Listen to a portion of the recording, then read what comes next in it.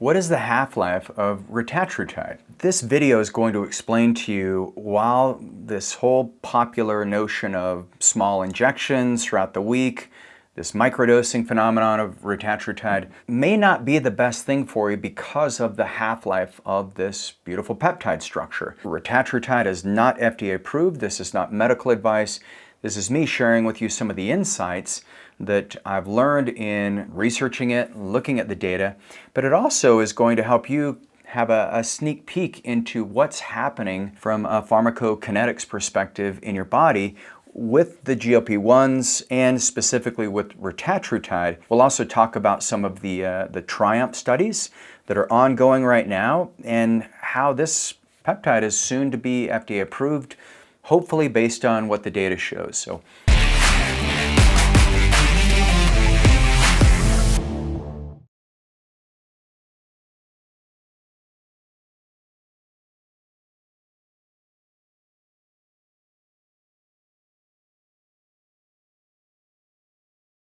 I'm Regan Archibald. I'm the founder of Ageless Future.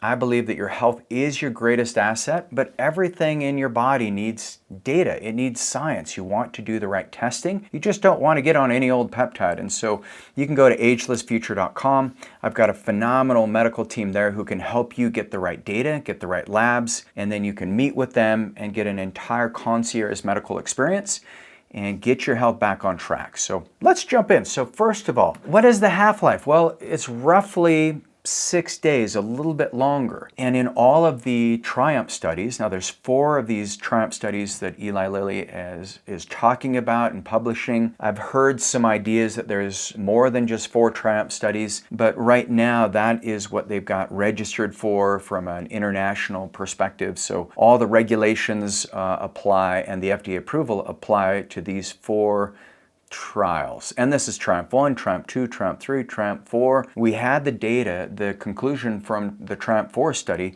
which this one was more unique because TRIUMPH 1 is just kind of put it in the weight loss basket. TRIUMPH 2 study is where you're going to look at the higher risk obesity, so weight loss for higher risk participants, cardiovascular disease, diabetes, things like that. Phase 3 goes into more of the weight loss mechanisms for the Retatrutide, but it also is very specific for cardiovascular disease. So patients who have, myocardial infarctions, history of any kind of arterial sclerosis. And then the TRIUMPH 4 was, I think is the most interesting just because so many people that I've worked with through the years in my team, they have osteoarthritis in their knees. They have a lot of pain. And so the TRIUMPH 4, the interesting thing that came out of that study is they found that the osteoarthritic knees, the pain decreased in 76% of participants. This particular study on the high dose, people lost an average of 28% of their total body weight, the equivalent of 71 pounds. So this is phenomenal.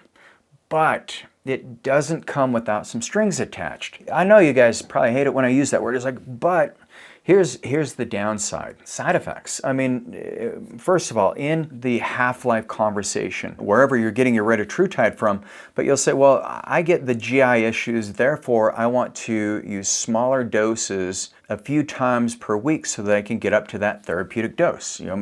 Most people are starting at like 0.5 milligrams per week. But they may break that up into multiple injections thinking that they're doing their body a favor. But when you've got a half-life, that gradient, the concentration, it's a smooth, slow and steady rise so that now the receptors can actually get used to this new pulse. Because think of peptides, they're just signaling molecules. They just go in there and they change the way the neurons are communicating. So now you can get this new expression, GLP-1, you can get the GIP and glucagon, but it lasts, 144, 150 hours, so roughly 6.5 days. And it's going to be this nice, smooth concentration versus if you're pumping injections throughout the course of time, throughout that 6-day life cycle, you can spike it temporarily too much and trigger more side effects. In the studies too, just based on what Eli Lilly, what they've determined and what the researchers and the scientific officers of these models, they've realized that the safest and most effective way is a single dose. And it's actually far greater, especially if you're using like tirzepatide or semaglutide. These are both FDA-approved peptides. Do it at a smaller dose and just titrate up your dose as needed. What I found is that with body composition change, as we start working on lifestyle, as we start getting your gut fixed, we start optimizing the hormone pathways, we get your nutrient signaling up, we get you exercising, there's some phenomenal benefits where most people don't need to continue that escalation side. And most of the side effects, unfortunately, from these peptides are in groups of people who didn't have the right lifestyle. But the risks of retatrutide, what they're finding in the studies, yes, constipation. 6 to 12% of people get constipated. Roughly 12 to 18% have some level of nausea, and these are kind of for the higher doses. As you escalate down on the dosing, you'll see smaller side effects. People have an increased in heart rate, which is why that TRIUMPH-3 study is so important, because they're looking at weight management, but also in people who have established cardiovascular disease, which so many people do. But with that increase of heart rate, it seems to start to calm down after 2 to 3 months, depending on the health of the individual. So you'll see your heart rate variability. You'll see a little more stress in the sympathetic nervous system. And one of the mechanisms is when you add in glucagon, just like the GLP-1 and GIP lower blood sugar, glucagon is what adds sugar into the blood to stabilize your blood sugar, because you don't want your blood sugar too high or too low. So one of the benefits of retatrutide, once it's available, you're going to see that there's this blood sugar stability because from people who have hypoglycemia. Because people who have hypoglycemia, if you get on a GLP-1,